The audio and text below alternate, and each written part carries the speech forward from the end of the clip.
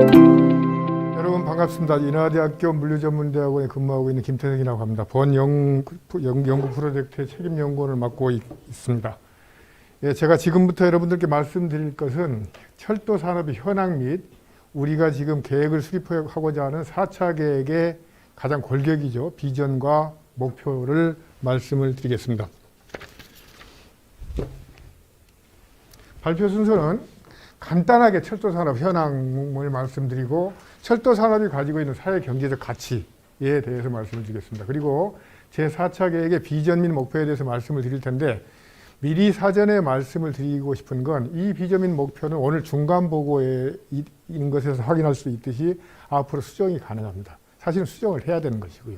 그래서 이 분야에 대해서는 사실은 조합원 동지 여러분들께서 많은 의견을 주시고 그 의견을 수렴을 해서 저희들이 비전도 만들고 목표도 만들 거라는 점을 이야기를 드리겠습니다. 그러니까 절대 주저하시지 마시고 저희들한테 많은 걸 인풋을 넣어주실수록 좋은 결과가 나온다라고 말씀을 드리고 싶습니다. 그리고 향후 추진 과제에 대해서 말씀을 드리도록 하겠습니다.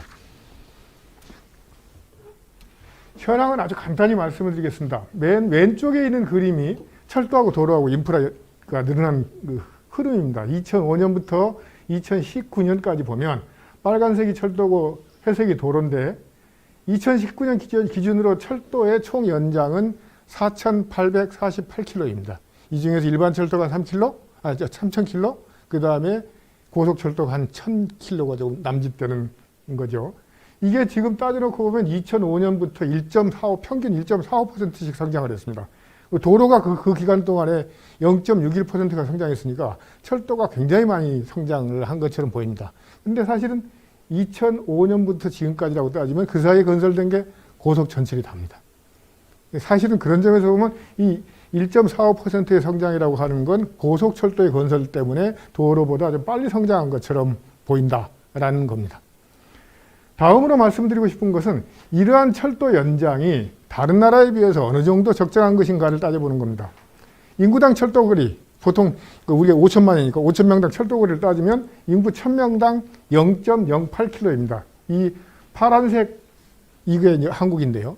이게 사실은 우리보다 하고 비교해서 우리보다 그 다음으로 낮은 데가 일본인데 다른 나라에 비해서 일본이 0.15입니다. 그러니까 우리가 0.08이니까 우리는 일본에 비해서도 절반도 안 되는 수준이라는 것입니다. 그리고 국토 면적당으로 따지면 이 빨간색 꺾은선 그래프로 되어 있는데 우리가 40.63km, 1000제곱킬로미터당 40.63km니까 따져놓고 보면 뭐 이렇게 다른 나라보다 많이 차이가 나지 않는 것처럼 보입니다. 하지만 이게 사실 도시지역으로 비교해서 정리를 하면 또 다른 문제가 나타난다.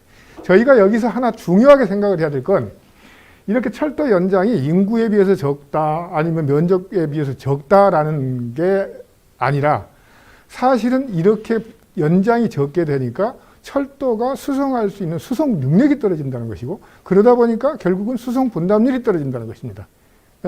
그래서 이 부분이 오히려 사실은 향후 계획을 세우는 데 있어서 왜 이렇게 철도가 수송 분담률이 적은가에 대한 문제의식을 보여주는 것이라고 할 수 있겠습니다. 수단 간 경쟁력입니다. 지금 여기에 있는 건 그냥 승객의 그림만 제가 일단 보여줬는데 우리나라 철도는 승객 수송, 인킬로미터 기준으로 했을 때 2001년도에 6%에서 2016년도에 10%로 늘어났습니다. 이것도 역시 많이 늘어났다고 볼 수 있습니다. 그런데 바로 이게 다른 게 아니라 고속철도 덕택이라는 것이죠.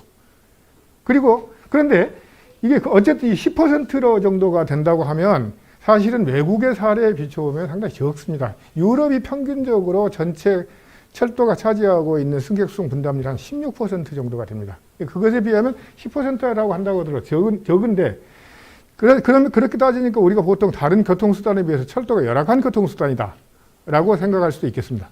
그러나 오른쪽 그림을 한번 봐주셨으면 좋겠습니다. 이게 그래서 뽑아낸 건데 그 지역 내 이를테면 서울 안에서 왔다 갔다 하는 것 아니면 어디 뭐 대전 안에서 왔다 갔다 하는 것 다 빼고 지역 간으로만 따지고요. 그 안에서도 특히 고속도로도 있고 철도도 있고 다른 교통수단도 있는 그러다 보니까 광역 대도시 간의 그 운송 비중을 따진 겁니다.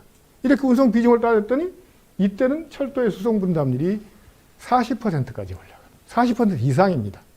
간단히 하면 중장거리 지역 간 거리에 철도만 건설되어 있으면 철도가 수송할 수 있는 경제적 능력은 충분히 되는데 철도가 없기 때문에 철도를 사용하지 않고 있는 것이다 라고 이야기를 할 수가 있겠습니다.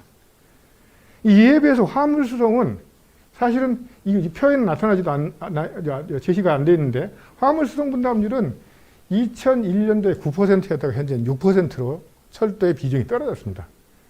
이 분담률이 떨어진 것 정도가 걱정이 아니라 절대적인 물동량 자체가 철도로 수송되는 물동량 자체가 2000년대 초반까지만 해도 3,800만 톤 정도 되던 게 이제는 현재 한 3,000만 톤대로 절대적인 물량 자체가 줄었습니다.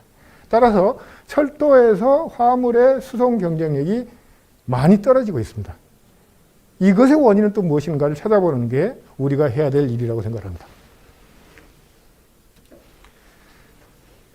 다른 것도 이걸 경쟁력을 다른 식으로 따져봤는데 차종별로 따지면 역시 고속철도가 전체의 한 70% 내외를 차지하고 있습니다. 그런데 재밌는 건 고속철도가 들어서면서 새마을호고 통일호고 다 이렇게 수송량이 떨어졌는데 유일하게 무궁화호만 전체 수송량의 한 4분의 1 정도를 계속 유지를 하고 있습니다. 이건 뭘 의미하냐면 고속철이 지역과 지역 간 수송, 빠른 수송의 기능을 하고 있다고 한다면 무궁화호는 무궁화호 나름대로 광역권 단위에서의 이동수단으로서의 기능을 가지고 있다는 것입니다. 이건 뭘 의미하냐면 앞으로 이 무궁화호 같은 기능을 철도가 어떻게 더 확대 발전시킬 것인가 라는 것을 고민해 볼 부분이라고 이야기할 수 있겠습니다. 노선은 경부선이 80%로 압도적이고요. 그 다음에 드디어 2016년 12월부터 SR이 들어왔습니다. 그래서 KTX와 SR 간의 경쟁력은 어떤 건가를 살펴봤습니다. 이게 지금 이 그림이 그건데요. 2016년 12월에 들어서 가지고 2017년을 쭉 관통하는 동안 SR과 KTX의 수송 분담 비중은 7대 3 정도였습니다. 그런데 이게 2018년으로 넘어오면 7대 3이 아니라 7.5대 2.5대의 수준으로 정리가 됐습니다. 사실은 SR이 들어와가지고, 정부에서는 SR이 들어와가지고 KTX가 SR과 경쟁을 한다고 그러는데 내용적으로 따져놓고 보면 SR이 차지하고 있는 지역과 KTX가 차지하고 있는 지역이 딱 정해지고 따라서 경쟁 구도는 그 지역, 그 배후 시장의 규모에 따라서 딱 정해져가 7.5대 2.5로 고정되어 있다는 것. 이건 사실은 정부가 말하는 경쟁하고는 아무 상관이 없고 멀쩡한 시장이 두 개로 쪼개져 있다. 두 개로 쪼개져 있을 뿐이다. 라고만 이해를 하는 게 맞을 것 같습니다. 이렇게 해서 철도가 운영을 계속 해왔습니다. 그랬을 때 영업수지를 보겠습니다. 지금 여기에 노란색으로 표시가 되어 있는 게 산업 전체의 영업수지입니다. 이게 0이니까 따져놓고 보면 2011년까지는 철도산업 전체는 그러니까 철도시설공단, 코레일 다 합쳐가지고 전체 산업에서는 2011년까지는 적자였습니다. 그러다가 2012년부터 흑자로 돌아섰습니다. 철도공사는 어떻게 됐냐? 이 빨간 게 철도공사인데 계속 적자를 하다가 2014년부터 흑자로 돌아섰습니다. 영업수지가. 그래서 흑자를 기록하다가 2017년에 갑자기 또 크게 적자로 변화했습니다. 2017년이 뭐냐면 SR이 본격적으로 들어오는 겁니다. 그러니까 고속전철의 시장을 쪼개고 나니까 철도공사는 엄청나게 적자가 된 거죠. 이 적자 규모에 비해서 이 회색이 SR의 흑자인데 SR의 흑자 규모는 그다지 크지가 않습니다. 대신에 뭐가 확 늘었냐면 철도시설공단의 흑자가 엄청나게 늘었습니다. 이건 뭘 의미하냐면 SR에서 운영해가지고 생기는 운영수익의 절반을 철도시설공단에서 철도시설 사용자라는 명목으로 가져가기 때문에 SR 그 자체가 흑자를 이루는 게 아니라 철도시설공단이 흑자를 이루는 것이죠. 어쨌든 그렇게 되면서 전체적인 수익 구조도 급격히 떨어졌다가 다시 조금씩 회복한 추세 2019년까지 이런 상태라는 겁니다. 이걸 봤을 때 과연 SR의 공급이라는 게 무엇을 위한 공급인가 라는 부분들을 다시 한번 생각을 해봐야 될 것 같습니다. 이렇게 적자가 계속되다 보니까 철도산업 전체의 부채도 엄청나게 늘었습니다. 이게 2004년부터 2019년까지인데 2004년에 평균 한 11조 정도의 철도산업 전체 부채가 있었습니다. 그 중에서 철도 공사가 가지고 있는 부채가 4.8조. 그런데 이게 2019년에 보니까 철도 시설 공단이 가지고 있는 부채가 20.3조, 철도 공사가 가지고 있는 부채가 15조. 이거 엄청나게 부채가 늘었습니다.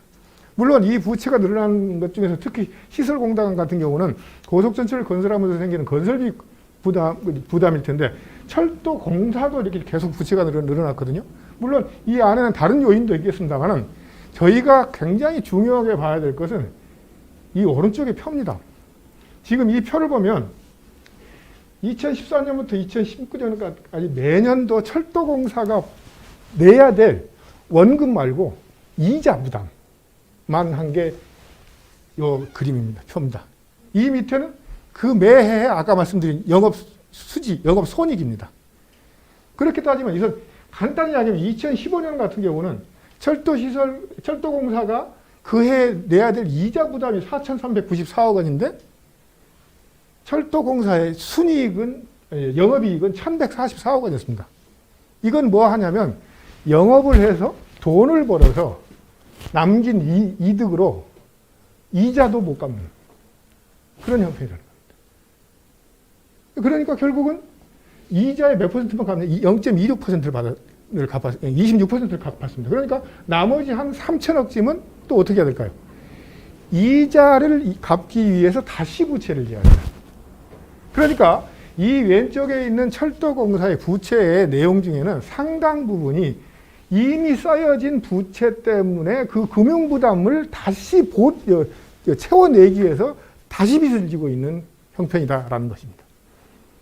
그러니까 만약 이게 계속된다고 한다면 일반 민간기업 같으면 이미 진즉에 도산한다는 소리가 나올 수밖에 없는 상황입니다. 부채가 계속 늘어나고 있으니까. 그런데 사실 이 부채가 계속 늘어나게 된 원인이 뭐냐면 애시당초에 철도공사가 공사화되는 과정 중에서 전체 부채, 건설 부채의 75%를 철도공사가 떠안았습니다. 애시당초에 그 빚을 갖고 있었기 때문에 그 빚 때문에 계속 이자도 더 내야 되고 이자를 더 내야 되니까 그러면서 영업은 손해가 나오고 그러니까 계속해서 부채가 늘어나게 되었다는 것입니다. 이게 다른 나라 사례하고는 전혀 틀린데요. 독일 같은 경우도 이자 처음에 도이체반이 공사화될 때 모든 부채를 국가가 부담을 했습니다. 프랑스가 85%를 국가가 부담을 했습니다. 일본도 85% 정도를 국가가 부담을 했습니다.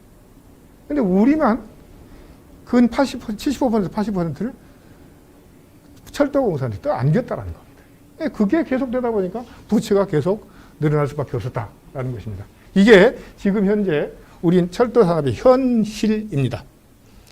다음으로 말씀드릴 것은 철도산업의 사회경제적 가치입니다. 그러면 이런 식으로 경영상태는 많이 안 좋지만 우리 철도산업이 국민경제에, 우리 국민의 후생에는 얼마만한 기여를 하고 있느냐라는 걸 한번 따져보자는 겁니다.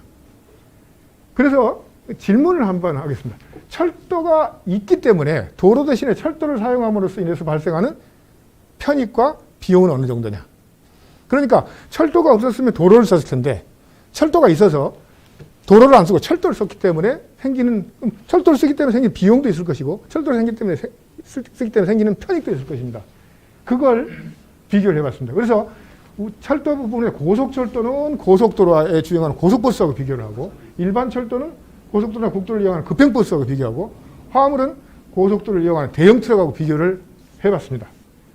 편익 항목은 승객 및 화물의 운행시간 절감, 운행비용, 사고감소 편익, 환경 편익 이렇게 되는데 이건 사실은 보통 우리가 무슨 건설 사업을 할 때, 투자 사업을 할 때 하고 정부에서 하고 있는 예타 사업의 항목하고 똑같습니다. 이 항목하고 똑같이 하고 비용도 똑같이 해가지고 평가를 해봤더니 이게 2017년 결과인데요. 고속선은 총 편익이 1조 9,860억. 그 다음에 총 비용이 7,943억. 그래서 편익 빼기 비용을 하면 1조 1,900억의 순편익을 가져다 줍니다. 이걸 소위 말해서 비시레이시라고 하고 보통 우리가 비시레이시라고 하는 걸로 따져봤더니 2.5입니다. 고속선은 요새 이제 돈도 뭐 승객도 많아지고 그렇다 치는데 보통 우리가 일반선은 좀 아닐 것이다라고 생각하는데 일반선도 따져봤더니 총 편익이 1조 3,690억, 총 비용이 1조 2,690억, BC가 최소한 한 1,000억 정도가 나옵니다. 그래서 BC 레이쇼가 1.08입니다. 결과적으로 따져놓고 보면 철도 산업은 전체적으로 철도 산업 때문에 들어가는 비용보다 철도 산업이 국민 경제에 기여하는 바가 매우 큰 산업이라는 겁니다. 심지어 우리가 일반 철도는 뭐 손님도 별로 안 타고 화물도 별로 안 돌아다니니까 별로 이렇게 도움이 안 될 거라고 생각하지만 그 일반 철도마저도 스스로 들어가는 비용보다 국민한테 가져다주는 후생이 훨씬 더 큰 산업이라는 겁니다. 이런 상태에서 자꾸 철도에 대해서 보통 하는 이야기가 뭐죠? 수익이 안 나는 역사 폐지하고 수익이 안 나는 노선 정리하고 지금 사실은 2005년 이후부터 철도 산업 발전 기본 계획을 하면서 특히 2차 계획과 3차 계획에서 계속적으로 나오는 게 뭐냐면 적자 노선 폐지, 적자 역사, 문 닫는 게 우리 철도 정책의 기본이었습니다. 하지만 바로 그렇게 적자처럼 보이는 일반 철도들도 합치면 BC 레이쇼가 1 이상이 나오는, 그래서 우리 국민 경제한테 긍정적으로 기여하고 있는 곳이라는 겁니다. 사실은 이게 그렇게 핍박을 받아서 일이 조금 넘는 건데요. 만일 이게 핍박을 안 하고 좀 더 발전적으로 했다고 한다면 저건 일보다 훨씬 큰 값이 나올 가능성이 있습니다. 또한 제가 미리 말씀을 드리는데 지금 여기 일반선 하면서 제가 사실은 계산하면서 뭘 뺐냐면 도시철도들 있잖아요. 그러니까 도시적으로 왔다 갔다 하는 코레일의 노선, 거기에서 왔다 갔다 하는 승객을 아예 계산도 안 했습니다.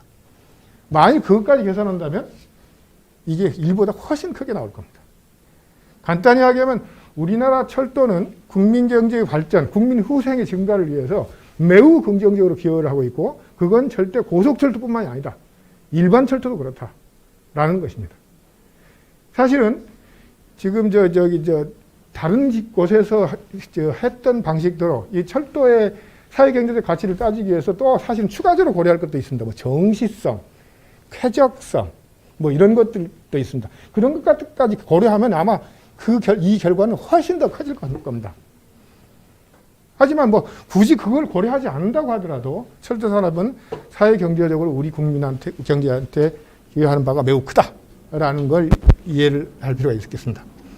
자, 이 상태에서 4차 계획을 수립하기 위해서 하나씩 우선 여건부터 살펴보겠습니다. 사실은 4차 계획을 수립하면서 우리가 가장 심각하게 봐야 될 것 중에 하나는 기후변화 대응의 심각성입니다. 뭐 다 아시겠지만 우리나라도 최근에도 정부에서 2050년까지 탄소 중립을 선언을 했습니다. 그러면 이걸 하기 위해서는 2030년까지 인간이 배출하는 CO2를 2010년 수준보다 45%나 감축을 시켜야 됩니다. 그리고 특히 전 세계 온실가스 배출량의 한 14% 정도를 차지하는 교통 부분에서 탄소 중립은 교통 부분에 어떤 전환이 없으면 탄소 중립이 불가능합니다. 바로 이것을 바탕으로 해서 우리가 생각해야 될 건 전체 온실가스 배출량의 14%인 교통 부분에서 탄소를 줄이는 가장 유일하고 완벽한 방법은 전 세계적으로 이야기하는 게 뭐냐면 도로 항공으로부터 철도로 모달 시프트를 하는 것이다 라고 이야기를 합니다. 따라서 기후변화 대응의 심각성을 대응하기 위해서도 우리는 철도를 이용한 수송을 확대해야 된다는 것입니다. 두 번째, 통일 대륙교통 시대에 가시합니다. 뭐 정권마다 계속 왔다 갔다 했습니다만은 특히 남북 간의 교류 확대가 아마 확대되는 건 시간상만의 문제일 거라고 생각합니다. 그런데 사실은 철도가 남한을 거쳐서 북한을 거쳐서 대륙까지 가려고 한다면 더더군다나 장거리 운송수단으로 우리가 보통 쓰는 게 해운, 항공 아니면 철도인데요. 해운은 지역마다 갈 수가 없고 항공은 고탄소 교통수단이고 따라서 이런 통일 및 대륙교통 시대를 가시하기 위해서 제일 필요한 건 철도라는 겁니다. 세 번째, 제4차 산업혁명에 의한 자율주행 기술이 발전하고 있는 것, 소위 기술적 변화와 혁신도 굉장히 중요한 여건입니다. 그래서 최근 들어서 무인화 자동차에 기반한 모빌리티 기술이 굉장히 발달하고 있는데 사실은 이런 무인화 자동차에 기반한 모빌리티 기술을 가장 쉽게 적용할 수 있는 게 궤도를 이용하는 철도일 수밖에 없다는 것입니다. 그런 점에서 철도가 가지고 있는 장점도 따져봐야 될 것 같습니다. 또 하나, 최근에 드디어 코로나 때문에 코비드-19 발생하고 나서부터 개별 교통수단을 써야 된다는 이야기가 많습니다. 그래서 버스나 철도와 같은 집단적 대중교통수단보다는 승용차 중심의 1인 교통수단이 부각이 될 가능성이 높다라는 이야기들도 합니다. 하지만 그렇다고 해서 모든 것들을 승용차로 전환할 수는 없을 것입니다. 결국은 대중교통수단 중에서 밀도 관리가 가능한 질서 있는 대중교통수단은 무엇인가를 따지게 될 것입니다. 그랬을 때 밀도 관리가 가능하고 질서 있는 대중교통수단으로서 가장 먼저 이야기할 수 있는 건 철도일 수밖에 없다라고 생각이 듭니다. 철도의 운행빈도를 확대하고 철도가 가지고 있는 신속성을 이용하게 되면 바로 그걸 바탕으로 해서 밀도 관리가 가능하고 또 사실은 철도의 좌석 체계 자체가 아주 질서 있는 대중교통 체계를 만들어낼 수 있다라는 겁니다. 또 하나 우리가 관심을 가져야 될 건 경제성장과 양극화입니다. 산업 간, 지역 간, 계층 간 불균형이 심화된다고 이야기를 합니다. 결국은 이런 상태에서 국민의 이동권을 보장하려고 한다면 소위 양극화된 사회 속에서도 계속 힘들어져가는 사람들한테 이동권을 보장할 수 있는 값싼 교통수단, 그건 무엇일까? 결국은 철도 아니겠는가? 또 하나, 지역 간 불균형. 이 지역 간 불균형을 해소하는 데 있어서 가장 중요한 건 철도 노선의 유무 차이입니다. 따라서 그것을 해결하기 위해서도 철도 노선은 필요하다는 겁니다. 또 심각하게 제기되고 있는 게 지난번 강릉역 열차 사고도 있었지만 그 전에 대구역 열차 사고 또 세월호 때문에 안전 문제가 굉장히 심각하게 제기되고 있습니다. 따라서 안전 등에 대한 패러다임 변화의 필요성들도 제기되고 있습니다. 이러한 여건을 반영해서 4차 계획이 수립돼야 됩니다. 그런데 이 4차 계획이 수립되는데 제가 지금 계속 철도 했지만 실제로 정말 철도가 그런 교통수단인가를 따져봤으면 좋겠습니다. 제일 먼저 철도는 누가 아시다시피 환경 친화적 교통수단입니다. 이게 대형 승용차가 이만큼의 CO2를 발생하고 항공이 이만큼의 CO2를 발생한다면 철도는 이만큼의 CO2를 발생합니다. 이건 승객수성이 있었습니다. 화물수성이 있어서 중형 트럭이 이만큼, 대형 트럭이 이만큼 하는데 철도가 이만큼의 CO2를 발생시킵니다. 바로 이런 점에서 환경 친화적인 교통수단은 철도일 수밖에 없다라는 결론이 납니다. 두 번째, 철도는 또한 고밀도 공간 이용 교통수단이라는 겁니다. 지금 여기 표가 잘 안 나와 있는데 도로와 철도를 비교했을 때 승객 수성의 제곱미터당 승객 수성은 도로가 149인킬로인 것에 비해서 철도는 517km입니다. 결국은 철도가 훨씬 더 고밀도로 공간을 집약적으로 이용하는 교통수단이라는 것이죠. 이건 화물에서도 역시 마찬가지입니다. 41제곱톤킬로하고 55톤킬로. 결국은 철도로 수송하는 게 보다 고밀도로 집약적으로 이용하면서 효율적으로 이용할 수 있는 교통수단이라는 것을 보여주고 있습니다. 또 하나, 중장거리에서 가장 저비용 교통수단이라는 겁니다. 지금 이게 보통 보이는 교과서에 나오는 그래프죠. 항공기, 자동차, 철도, 선박입니다.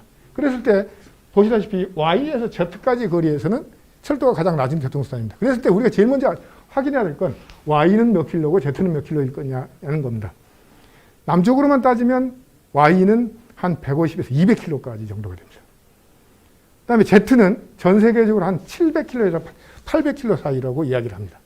따라서 최소한 150에서 750킬로 사이에서는 철도가 가장 효율적인 교통수단입니다. 그런데 그렇게 따지면 그럼 750 넘어가면 선박으로 가야 될 것이냐라고 이야기할 수 있을 텐데 만일 우리가 대륙의 시대가 열린다고 했을 때 대륙에 있는 수많은 도시들을 선박으로 연결할 수는 없을 것입니다. 바로 그런 지형적 조건을 따진다고 한다면 좀 더 먼 거리까지 철도가 효율적인 운송수단이 될 거라는 겁니다.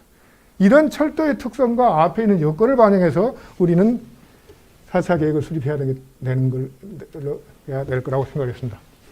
그래서 제 4차 계획의 비전을 설정을 하고자 합니다. 그런데 이 비전을 설정하면서 제일 먼저 고민했었던 게 뭐냐면 도대체 이 비전이 왜 5년에 한 번씩 바뀌냐는 겁니다.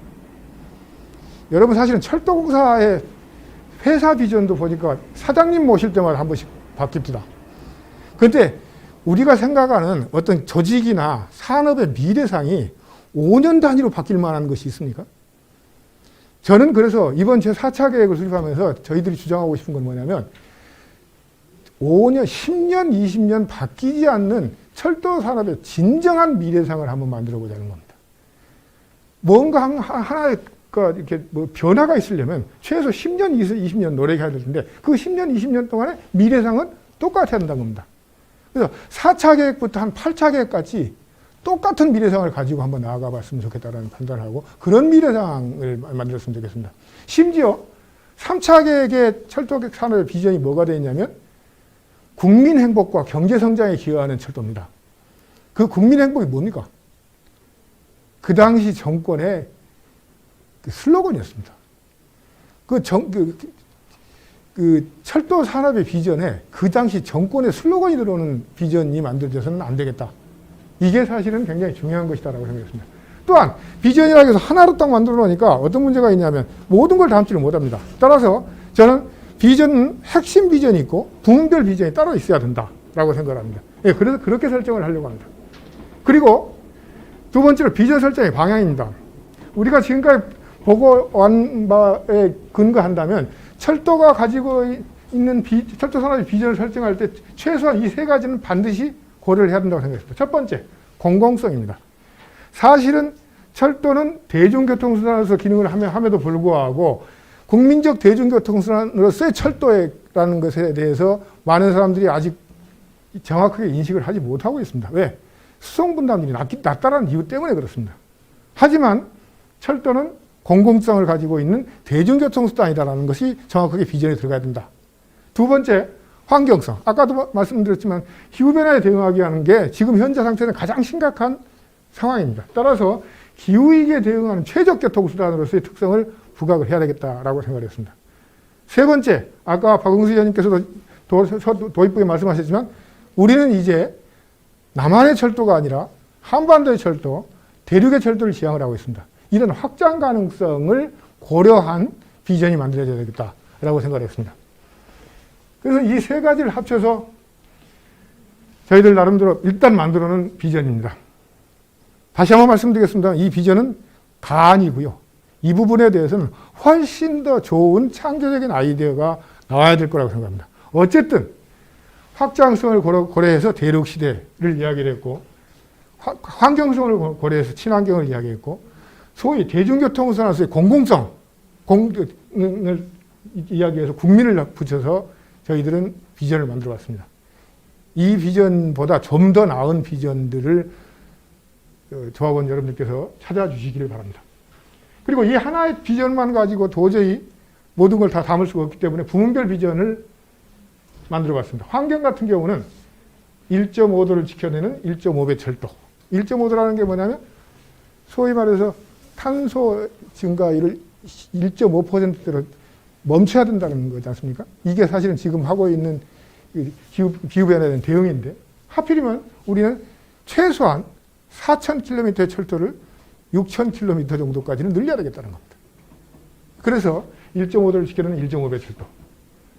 네트워크 속에서는 이 네트워크라는 게 지금 저 뒤에 나중에 또 전혜우 의원님께서 망을 이야기해서 말씀하시겠습니다만 철도가 소위 말하는 대중교통수단으로서 국민의 삶 속에 좀 더 깊이 파고들어야 된다라고 판단을 합니다.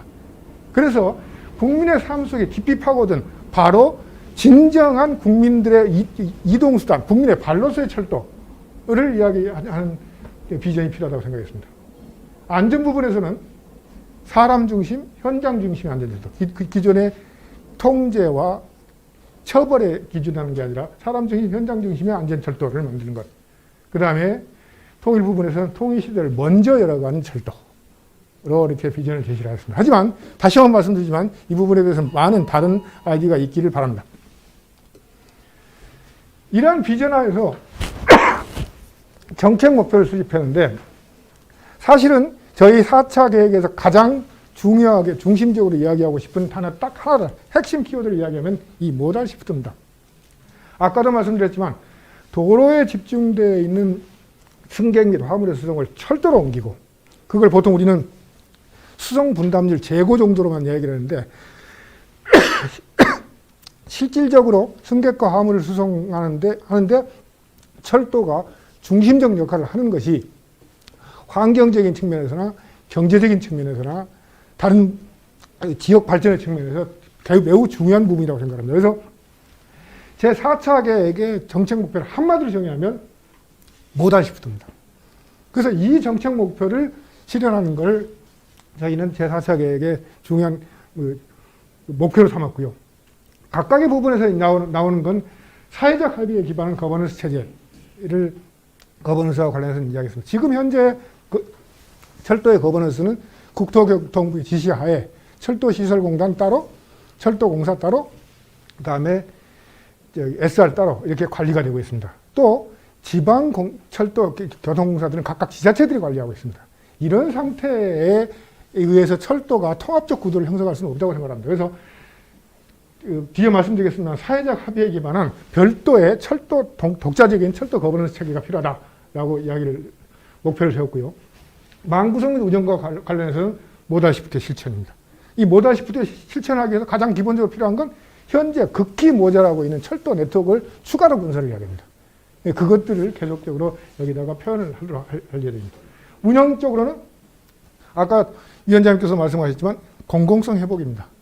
지난 4, 5년, 2013년부터니까 약 7년 사이에 많이 왜곡되어 있는 공공성을 회복하고 해서 철도의 재통합을 이루어내는 게 운영 쪽에 가장 중요한 목표라고 생각했습니다. 안전에서는 정시 운행보다 안전 운행을 먼저 고려하는 철도 관리 체계.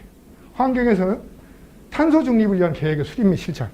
사실은 이 앞에 모달시프트하고 연결돼서 탄소 중립을 하기 위해서는 과연 우리가 도로 항공에서부터 철도로 몇 년까지 몇 %가 이렇게 전환돼야 되는가. 그래서 몇 %의 CO2를 낮출 수 있는가. 이런 목표가 수립이 된다고 생각합니다. 그래서 탄소 중립이라는 계획의 수립 및 실천. 통일과 관련해서는 한반도 연결 철도망을 구성하는 것이 정책 목표가 될 것이고, 기술 및 인력과 관련해서도 선순환적인 산업 생태계 구축을 정책 목표로 삼았습니다. 이것을 바탕으로 해서 각 부문별 추진 과제들을 쭉 정리를 했습니다. 이건 뭐 특히 다른 부분들은 다른 위원님께서 말씀하실 것이기 때문에 일부만 말씀드리겠습니다. 우선 거버넌스 체제 같은 경우는 전문성과 사회적 합의를 보장하는 국가철도의 구성, 이걸 중요한 추진 과제로 삼았습니다. 두 번째는 지역 간 철도와 지자체 도시철도의 협력 기능을 강화하는, 그다음에 철도에 대한 공적 책임의 범위를 설정하는 것도 거버넌스 체제에서 굉장히 중요하다고 생각했습니다. 뭐 PSO, 철도 시설 사용료 이런 것들 속에서 공공 부분의 역할이 전혀 반영이 되고 있지 않습니다. 철도 건설은 두말할 것도 없고요. 그래서 이런 부분에 대해서도 정리를 할 필요가 있다고 생각했습니다. 망건설 및 운영은 아마 전 의원님께서 말씀을 해주실 것 같고요.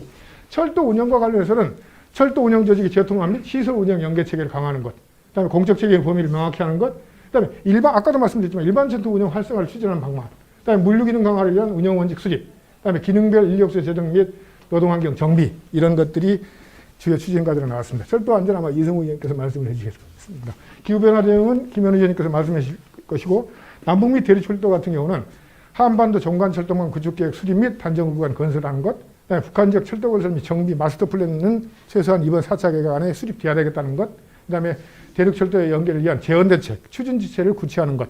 이 마지막 부분에서만 간단히 말씀드리면, 북한 철도를 건설을 하는데 그 북한 철도를 누가 건설할 것인가 라는 부분이 굉장히 중요하다고 생각합니다. 저희 판단에는 최소한 한반도 철도망의 소유권은 대한민국이 있어야 된다고 생각합니다. 그걸 외자유시를 하는 방안을 이야기하고 외국인 투자를 이야기를 하고 있는데, 그렇게 된 상태에서 우리가 과연 대륙철도가 열렸을 때 우리의 기능을 할 것인가 라는 부분은 한번 고민을 해봐야 된다고 생각합니다.